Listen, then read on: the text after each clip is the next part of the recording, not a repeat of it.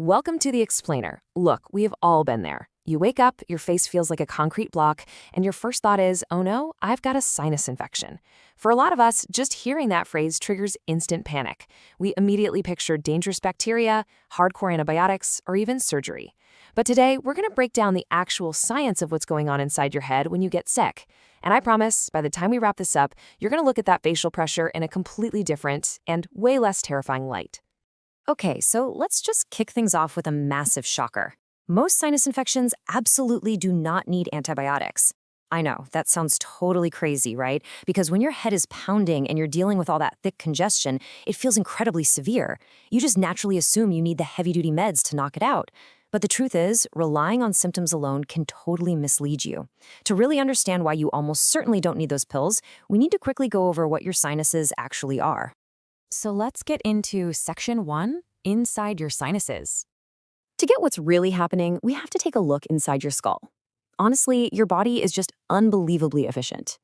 Your sinuses act like this high-tech, built-in HVAC system.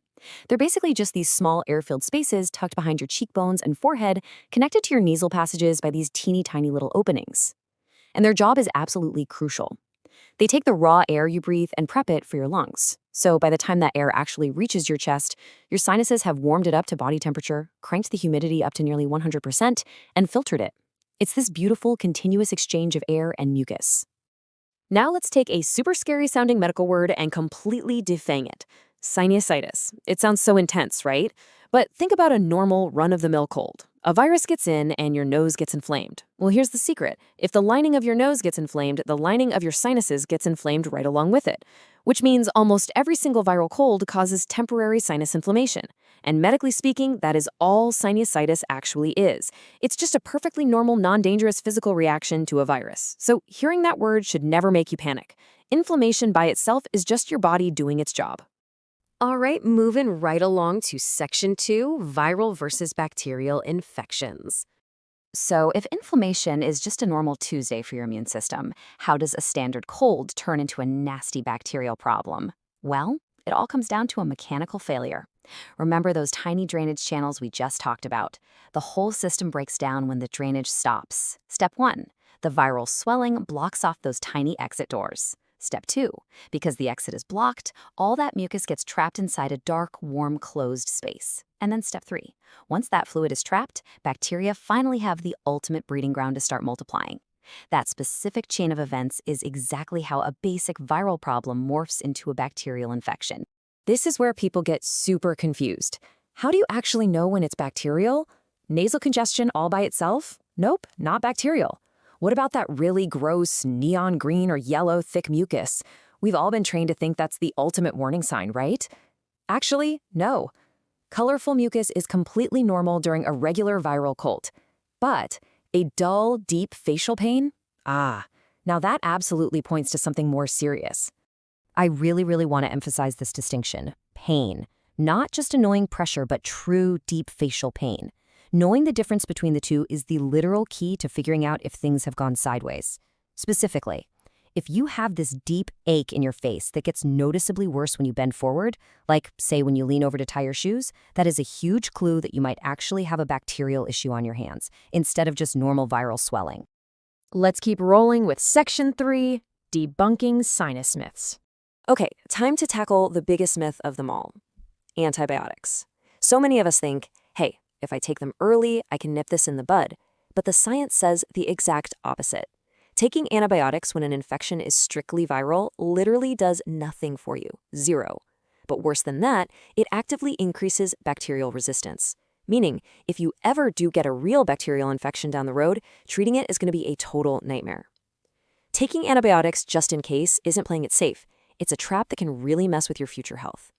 Oh, and here's another classic, the old bowl of boiling water and a towel over the head routine. The myth says breathing in all that hot steam will cure your blocked sinuses. But let's look at reality for a second. Sure, warm moisture might feel kind of nice for a minute, but clinically, science shows it does not reliably open up those blocked channels at all.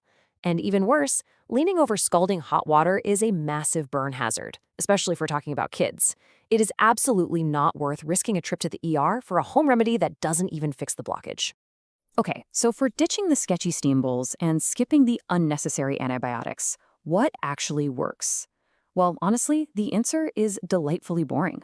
Clean air, good humidity, staying hydrated, rest, and patience. I know, not super exciting, right? But these are the exact same things you do for a standard cold. Why? Because your body is incredibly smart. It can handle most viral sinus inflammation completely on its own if you just support it with these proven basics. This also perfectly explains why doctors don't immediately rush you off for medical imaging, like an X-ray or a CT scan. A lot of people think you need a scan of your head to prove you have a sinus infection, but in modern medicine, they're usually totally unnecessary. Since basically every cold causes sinus inflammation, a scan is probably going to show fluid in there anyway. Seeing fluid on an X-ray doesn't tell a doctor if bacteria are crashing the party or not. That is exactly why experienced doctors will diagnose a bacterial infection based strictly on your symptoms rather than what a scan shows. Which brings us to Section 4, Kids and Sinus Health. Parents ask about this all the time. Can little kids even get these severe bacterial infections? Actually, true bacterial maxillary sinus infections are super uncommon in very young kids. And the reason is kind of fascinating. Their anatomy literally isn't finished yet. They don't have all the hardware fully developed. So if a child has a stuffy nose for 2 weeks, it does not automatically mean they have a dangerous sinus infection. Overdiagnosis is a huge issue here. Usually, that kid just needs cleaner indoor air, lots of water, and just a little more time for their immune system to kick that viral cold to the curb. And finally, Section 5, Red Flags, When to Worry. All right, so we're ignoring the colorful mucus, and we're holding off on the antibiotics. But what are the actual legitimate warning signs? 10. 10 is your magic number here.